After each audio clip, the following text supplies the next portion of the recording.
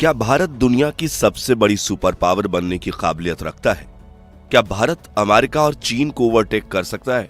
दोस्तों, सदियों से ब्रिटिशर्स भारत को सोने की चिड़िया यूं ही नहीं कहते थे।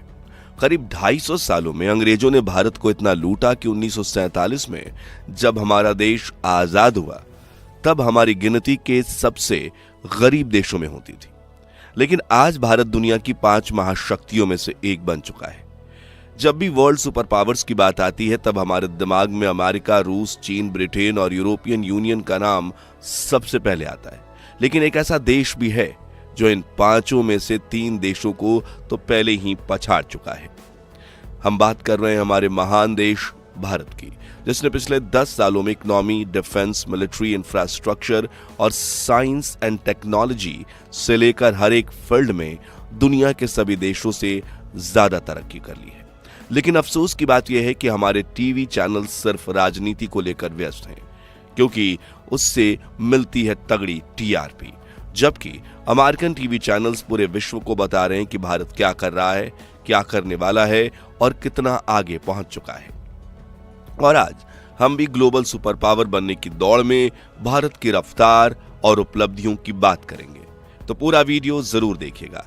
और अगर आपको भारतीय होने पर गर्व है तो वीडियो को लाइक करके कमेंट बॉक्स में जय हिंद जरूर लिखें। सबसे पहले बात करें अर्थव्यवस्था की, तो साल 1947 में जब भारत आजाद हुआ तो देश की इकोनॉमी सिर्फ $20 बिलियन की थी। कहा जाता है कि उस वक्त भारत में 88% लोग अनपढ़ थे। लोगों को पहनने के लिए ढंग के कपड़े और जूते तो छोड़िए, 2 वक्त की रोटी तक नसीब नहीं हो पाती थी। सरकार के पास पैसे भी नहीं थे और हालात इतने खराब थे कि भारत सरकार ने अपने 4 लाख सैनिकों की संख्या को घटाकर 2 लाख कर दिया था। जिसके बाद भारत ने 1948, 1965 और 1971 भारत पाकिस्तान युद्ध को देखा, 1962 में चीन के साथ युद्ध लड़ा, 1975 में आपातकाल का दौर देखा और 1984 में खालिस्तान के दंगे। कुल मिलाकर देश एक मुसीबत से उभर रहा था, दूसरी मुसीबत दरवाजे पर दस्तक दे रही थी। साल 1991 तक भारत की इकोनॉमी पेरिस और लंदन जैसे शहरों से भी कम थी। लेकिन आज भारत फ्रांस और यूनाइटेड किंगडम यानी ब्रिटेन जैसे देशों को भी पछाड़ चुका है। लेकिन कैसे? तो देखिए, आज से 50 साल पहले देश किसी के रडार पर नहीं था। किसी को उम्मीद नहीं थी कि इतना बड़ा पावर हाउस बन जाएगा। मगर आज से करीब 34 साल पहले भारत में कुछ ऐसा हुआ जिसने इंडियन इकोनॉमी को नई ऊंचाइयों पर पहुंचा दिया। जी हां, हम बात कर रहे हैं 1991 में हुए इकोनॉमिक लिबरलाइजेशन यानी कि आर्थिक उदारीकरण की, जिसमें भारत ने फॉरेन कंपनियों के लिए अपने दरवाजे खोल दिए थे। इंपोर्ट टैरिफ और टैक्स कम कर दिया गया और ऊपर से सस्ती लेबर और गवर्नमेंट के सपोर्ट की वजह से भारत में फॉरेन इन्वेस्टमेंट की बाढ़ आने लगी, जिससे इंडियन इकोनॉमी ने रॉकेट की तरह रफ्तार पकड़ ली और सिर्फ 1991 से 2019 तक इंडियन जीडीपी में 770% से ज्यादा ग्रोथ हुई, जो दुनिया के किसी भी देश से कई गुना ज्यादा है। और आज भी जहां अमेरिका और चीन की जीडीपी हर साल 2 से 3% दर से बढ़ती है, वहीं भारत की जीडीपी 6 से 7% से बढ़ती है, यानी दोगुनी रफ्तार से।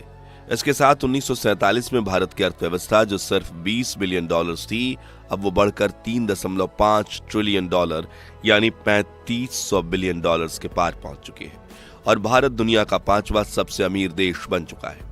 विशेषज्ञों की माने तो 2025 के अंत तक भारत जर्मनी और जापान को पीछे छोड़कर दुनिया का 3रा सबसे अमीर देश बन जाएगा। फिर भारत का असली मुकाबला होगा अमेरिका और चीन जैसे दिग्गज से।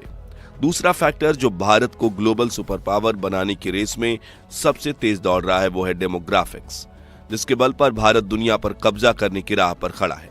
भारत के पास 33 lakh square kilometre land area है, यानी कि फैक्ट्रियां लगाने के लिए जमीन की कोई कमी नहीं है। इसके अलावा हाल ही में भारत ने चीन को पीछे छोड़ते हुए दुनिया का सबसे ज्यादा जनसंख्या वाला देश बनकर भी दिखा दिया है। मतलब कि उन मैन्युफैक्चरिंग यूनिट्स में काम करने के लिए भारत के पास एक विशाल वर्कफोर्स भी मौजूद है। और यहां दिलचस्प बात यह है कि ज्यादातर इंडियन पॉपुलेशन यंग है। जी हां, भारत में 50% से ज्यादा लोग की उम्र 35 साल से कम है।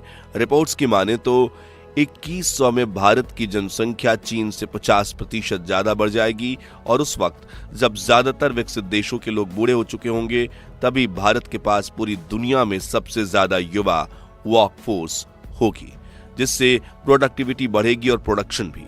इससे भारत की अर्थव्यवस्था को कितना बड़ा फायदा होगा जिसकी आप कल्पना भी नहीं कर सकते। इसके अलावा मैन्युफैक्चरिंग के बाद तैयार प्रोडक्ट्स को विश्व भर में एक्सपोर्ट करने के लिए भारत के पास 7,516 किलोमीटर की कोस्ट लाइन भी है, जहां मौजूद इंडियन पोर्ट्स की करंट कैपेसिटी सालाना 26 मिलियन टन है, जिसको इतना बढ़ाया जा सकता है कि भारत पूरी दुनिया जितना ट्रेड अकेले कर पाएगा। अब बात करते हैं सबसे इंपॉर्टेंट यानी मिलिट्री ताकत की, क्योंकि कोई भी देश तब तक सुपर पावर नहीं बन सकता जब तक उसकी मिलिट्री स्ट्रांग ना हो। और आज भारतीय सेना ब्रिटेन, पाकिस्तान, बांग्लादेश समेत दुनिया के 90% देशों को कच्चा चबा सकती है। जी हां, आज भारतीय सेना में 14,50,000 एक्टिव मिलिट्री सोल्जर्स हैं। ये संख्या भारत को चीन के बाद दुनिया की दूसरी सबसे बड़ी मिलिट्री बनाती है। वहीं अगर हम रिजर्व और पैरामिलिट्री फोर्सेस को भी गिने तो इस वक्त भारत के पास दुनिया की सबसे बड़ी यानी करीब 50 लाख सैनिकों की फौज है। इसके अलावा भारत के पास अमेरिका, चीन, रूस के बाद दुनिया का चौथा सबसे बड़ा मिलिट्री बजट है जो $80 बिलियन के करीब है। इन पैसों से भारत डिफेंस सेक्टर में आत्मनिर्भरता की ओर तेजी से कदम बढ़ा रहा है। आज इंडियन आर्म फोर्सेस के पास automatic weapons, grenade, rocket launchers, armed vehicle, tanks, anti tank missiles, helicopters, fighter jets, drone, submarine से लेकर न्यूक्लियर मिसाइल तक हर वो मिलिट्री इक्विपमेंट है जो हर एक सुपर पावर कंट्री के पास होना चाहिए। इतना ही नहीं, भारत एक परमाणु संपन्न देश है और आज हमारे पास दुनिया के सबसे ताकतवर परमाणु हथियार भी हैं। वहीं भारतीय सेना की आन बान शान कहे जाने वाले INS विक्रांत, INS अरिहंत का नाम सुनते ही दुश्मन थर थर कांपने लगता है। आज हम दुनिया में सबसे ज्यादा मिलिट्री इक्विपमेंट्स इंपोर्ट करते हैं और खुद भी 145 से अधिक देशों को made in India defence equipment supply कर रहे हैं। दोस्तों, भारतीय सेना की ताकत की झलक दुनिया तब देखी जब हाल ही में हुए भारत पाकिस्तान युद्ध में भारतीय सेना ने पाकिस्तान में घुसकर उनका एयर डिफेंस तबाह कर दिया, जबकि पाकिस्तान का एक भी ड्रोन भारत की सरजमी को छू न सका। चलिए अब जानते हैं इंफ्रास्ट्रक्चर की बात। तो आज भारत का इंफ्रास्ट्रक्चर सेक्टर आसमान की ऊंचाइयों को छूने लगा है कि इस वक्त देश में दर्जनों गवर्नमेंट और प्राइवेट इंफ्रास्ट्रक्चर प्रोजेक्ट्स पर काम चल रहा है जो इस दुनिया को fastest growing real estate market बनाता है। वहीं भारत सरकार एक ऐसे सुपर प्रोजेक्ट पर काम कर रही है जो हमें $5 ट्रिलियन की इकोनॉमी बना देगा। इस प्रोजेक्ट का नाम है नेशनल इंफ्रास्ट्रक्चर पाइपलाइन, जिसमें $1.9 ट्रिलियन खर्च करके कुल 6,800 प्रोजेक्ट्स पर काम किया जा रहा है, जिसमें हाईवे, एक्सप्रेसवे, एयरपोर्ट्स, बंदरगाह, पावर प्लांट्स और गैस पाइपलाइन और स्मार्ट सिटीज शामिल हैं। इसके अलावा भारत सागरमाला परियोजना पर काम कर रहा है, जिसमें भारत की 7,516 किलोमीटर लंबी कोस्ट लाइन को आपस में डेवलपमेंट किया जा रहा है और जिससे भारत को ग्लोबल ट्रेड यानी एक्सपोर्ट इंपोर्ट बिजनेस काफी तेजी से ग्रो करने में मदद मिलेगी। इस परियोजना में भारत सरकार 14 कोस्टल इकोनॉमिक जोन्स, नए बंदरगाह और उनके साथ रोड और रेल कनेक्टिविटी में भारत सरकार काम कर रही है। यानी सागर तट समृद्ध योजना में कुल मिलाकर 1,049 प्रोजेक्ट्स पर काम किया जा रहा है, जिसमें 3,62,000 करोड़ रुपए का खर्च होने वाला है। सागरमाला प्रोजेक्ट का पहला चरण तो साल 2015 से ही शुरू कर दिया गया था। तब से लेकर इस प्रोजेक्ट पर लगातार काम चल रहा है और सरकार का कहना है कि 2026 तक इस परियोजना से करीब 1 करोड़ लोगों को रोजगार प्राप्त होगा। वहीं देश का सबसे महंगा सिंगल मेगा प्रोजेक्ट भारतमाला परियोजना आज 63 लाख किलोमीटर लंबी पक्की सड़कों के साथ अमेरिका के बाद भारत के पास दुनिया का सबसे लंबा रोड नेटवर्क है, जिसे और ज्यादा बड़ा और सुविधाजनक बनाने के लिए भारत सरकार ने भारतमाला परियोजना लॉन्च की है, जो 10 लाख करोड़ के बजट के साथ देश का सबसे बड़ा इंफ्रास्ट्रक्चर प्रोजेक्ट है। इस परियोजना का मकसद है भारत में रोड कनेक्टिविटी को बेहतर बनाया जाए, जिसके लिए ढेर सारे economic corridors, inter corridors, feeder routes, expressway और कई तरह की कनेक्टिविटी रोड्स बनाए जा रहे हैं, जिनकी कुल लंबाई 83,677 किलोमीटर होगी। 2017 में भारतमाला प्रोग्राम के फेज 1 की शुरुआत हुई थी, जिसमें 5,35,000 करोड़ की टोटल इन्वेस्टमेंट के साथ 24,800 किलोमीटर के रोड्स बनाए गए थे। साथ ही 10,000 किलोमीटर लंबाई की पुरानी सड़कों को फिर से भी बनाया जा रहा है। इसके अलावा भारत ने Navi Mumbai international airport, Delhi Mumbai expressway, dedicated freight corridor और रिवर इंटरलॉकिंग जैसे कई मेगा प्रोजेक्ट्स पर काम चल रहा है, जो देश को आसमान की ऊंचाइयों पर ले जाएंगे।